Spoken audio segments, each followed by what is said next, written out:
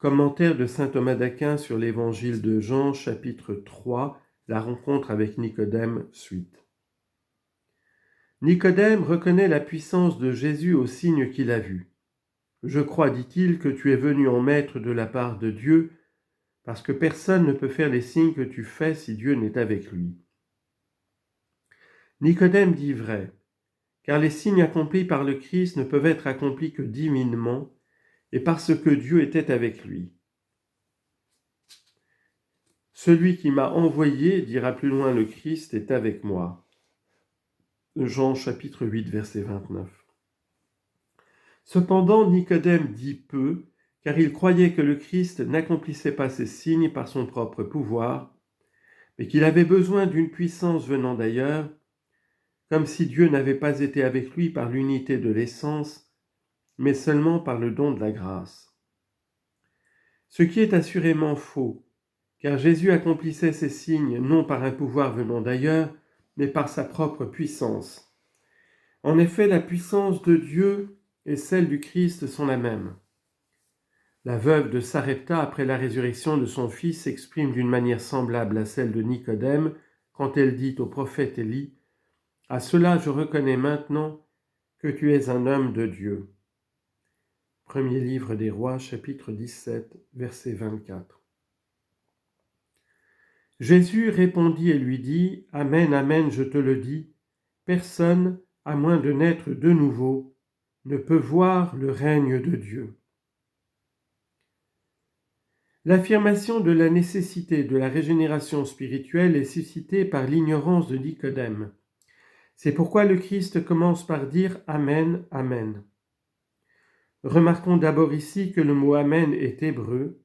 Le Christ l'a prononcé souvent, et par respect pour lui, aucun traducteur, ni grec ni latin, n'a voulu le traduire. Tantôt amen signifie c'est vrai ou en vérité, tantôt qu'il en soit ainsi, fiat en latin. Ainsi dans les psaumes 71, 88 et 105, là où nous avons fiat, fiat, l'hébreu porte amen, amen. Jean est le seul évangéliste à doubler ce mot. En voici la raison. Les autres évangélistes nous rapportent principalement ce qui a trait à l'humanité du Christ, ce qui étant plus facile à croire, ne demandait qu'une affirmation moins appuyée. Tandis que Jean traite principalement de ce qui relève de la dignité du Christ et qui, étant caché, éloigné de la connaissance des hommes, avait besoin d'être affirmé avec plus de force. Personne, à moins de naître de nouveau, ne peut voir le règne de Dieu. Il faut remarquer ensuite que cette réponse du Christ, si l'on n'y réfléchit pas attentivement, semble ne pas correspondre du tout aux propos de Nicodème. Comment en effet la parole de Nicodème « Rabbi, nous le savons, c'est de la part de Dieu que tu es venu » s'accorde-t-elle avec la réponse du Seigneur « Personne, à moins de naître de nouveau, ne peut voir le règne de Dieu » ? Rappelons-nous que Nicodème avait du Christ une opinion imparfaite, puisqu'en ce maître qui accomplissait ces signes, il ne reconnaissait qu'un homme. Le Seigneur veut donc lui montrer comment il pourrait parvenir à une plus haute connaissance de lui. Sans doute le Seigneur aurait-il pu à ce sujet entamer une discussion, mais cela aurait été donné dans la dispute.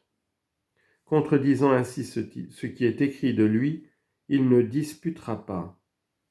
Isaïe, chapitre 42, verset 2 dans la Vulgate. Aussi est-ce avec douceur qu'il voulut conduire Nicodème à la vraie connaissance. Sa réponse revient à dire : « Il n'est pas étonnant que tu me croies seulement homme, car personne, à moins d'avoir reçu la régénération spirituelle, ne peut connaître les secrets de la divinité. Personne, à moins de naître de nouveau, ne peut voir le règne de Dieu. » Il faut ici avoir présent à l'esprit que la vision étant une opération vitale, il y a diverses visions correspondant aux divers degrés de vie. Il y a en effet une vie charnelle qui est commune à tous les animaux, et cette vie possède une vision ou une connaissance charnelle. il y a aussi une vie spirituelle par laquelle l'homme est conforme à Dieu et aux êtres spirituels saints. Cette vie possède une vision spirituelle. La vision charnelle ne permet pas de voir les réalités spirituelles. Citation. L'homme naturel ne perçoit pas ce qui est de l'Esprit de Dieu. 1 Corinthiens chapitre 2 verset 14. Mais la vision spirituelle les perçoit. C'est pourquoi Paul dit aussi que nul ne connaît ce qui est de Dieu sinon l'Esprit de Dieu. 1 Corinthiens chapitre 2 verset 11. Or c'est l'Esprit qui régénère, et c'est pourquoi l'apôtre dit « Vous n'avez pas reçu un esprit de servitude pour retomber dans la crainte, mais vous avez reçu un esprit d'adoption. » Romains chapitre 8 verset 15. Et cet esprit, nous le recevons assurément par la régénération spirituelle. Citation. Il nous a sauvés par le bain de régénération et de rénovation de l'Esprit Saint. Tite chapitre 3 verset 5. Si donc il n'y a de vision spirituelle que par l'Esprit Saint, et si l'Esprit Saint est répandu en nous par le bain de la régénération spirituelle, nous ne pourrons voir le règne de Dieu que par le bain de la régénération. Voilà pourquoi le Seigneur dira ensuite, à moins de renaître de l'eau et de l'Esprit Saint, nul ne peut entrer dans le royaume de Dieu. Comme s'il disait, il n'est pas étonnant que tu ne vois pas le règne de Dieu, car nul ne peut le voir s'il ne reçoit l'Esprit Saint, par qui il naît de nouveau comme fils de Dieu. Or, au règne n'appartient pas seulement le trône royal, mais aussi tout ce qui regarde le gouvernement du roi. La dignité royale, le bénéfice des grâces et les voies de la justice qui font la solidité d'un règne. Aussi le Christ dit-il que celui qui ne renaît pas ne peut voir le règne de Dieu, autrement dit la gloire et la dignité de Dieu, c'est-à-dire les mystères du salut éternel, où le regard ne pénètre que par la justice de la foi. Romains chapitre 4 versets 11 et 13. Autre citation. Le royaume ou le règne de Dieu n'est pas nourriture et boisson, il est justice, paix et joie dans l'Esprit Saint. Romains chapitre 14 verset 17. Il y eut bien dans l'ancienne loi une régénération spirituelle, mais elle était imparfaite et n'était qu'une figure. Citation. Nos pères ont tous été baptisés en Moïse dans la nuée et dans la mer. 1 Corinthiens chapitre 10 verset 2. C'est-à-dire ils reçurent le baptême en figure. Voilà pourquoi ils voyaient certes les mystères du royaume de Dieu, mais seulement en figure. Citation. C'est dans la foi qu'ils moururent, tous, sans avoir reçu l'objet des promesses, mais ils l'ont vu et salué de loin. Hébreux, chapitre 11, verset 13. Dans la nouvelle loi, au contraire, la régénération spirituelle est manifeste. Elle est toutefois demeurée imparfaite, car nous ne sommes renouvelés par la grâce qu'intérieurement, nous ne le sommes pas extérieurement par l'incorruptibilité. Citation. Même si notre homme extérieur se corrompt, notre homme intérieur se renouvelle de jour en jour. 2 Corinthiens chapitre 4 verset 16. C'est pourquoi nous voyons le règne de Dieu et les mystères du salut éternel, mais imparfaitement. Citation. Nous voyons à présent dans un miroir en énigme. 1 Corinthiens chapitre 13 verset 12. C'est dans la patrie que la régénération est parfaite, parce que nous y serons renouvelés intérieurement et extérieurement. Aussi verrons-nous le royaume de Dieu parfaitement. Citation. Nous verrons alors face à face, lorsque le Seigneur se manifestera, nous lui serons semblables à lui parce que nous le verrons tel qu'il est. 1 Corinthiens 13, 12 et 1 Jean 3, 2.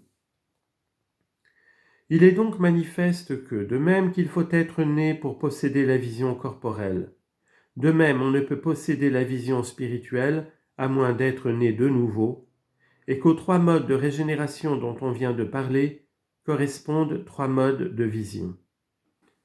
Remarquons que le texte grec ne dit pas de nouveau, mais anothen, c'est-à-dire d'en haut, que Jérôme a traduit par de nouveau, ce qui exprime la même chose que d'en haut, pour signifier que cette génération s'ajoute à la précédente. Ainsi, saint Jérôme, en disant « personne à moins de naître de nouveau », a compris « personne, à moins de naître une seconde fois d'une naissance surnaturelle, ne peut voir le règne de Dieu. »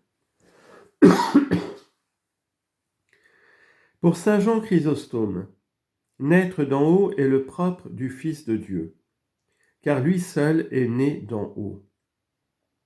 Celui qui vient d'en haut est au-dessus de tous. Jean chapitre 3, verset 31. Nous disons que le Christ est né d'en haut quant au temps, s'il est ainsi permis de parler, parce qu'il est engendré de toute éternité. Avant l'étoile du matin, je t'ai engendré. Psaume 109, verset 3. Et qu'il est né d'en haut quant au principe de sa génération, parce qu'il est sorti du Père qui est au-dessus des cieux. C'est pourquoi lui-même dit « Je suis descendu du ciel non pour faire ma volonté, mais pour faire la volonté de celui qui m'a envoyé. » Jean chapitre 6, verset 38. Or, notre régénération spirituelle est à l'image de la génération du Fils de Dieu, car, citation, « ceux que Dieu a connus d'avance, il les a aussi prédestinés à être conformes à l'image de son Fils. » Romains 8, 29. Par conséquent, puisque la génération du Christ est d'en haut, la nôtre l'est aussi, selon le temps, par notre prédestination éternelle, car, citation, « Dieu nous a élus en lui dès avant la fondation du monde, Éphésiens 1, 4, et selon le don de Dieu, car, dira le Christ, nul ne peut venir à moi si le Père qui m'a envoyé ne l'attire. Jean 6, 44. C'est par grâce que vous êtes sauvés par le moyen de la foi. Ce salut ne vient pas de vous, il est un don de Dieu. Éphésiens chapitre 2, verset 8.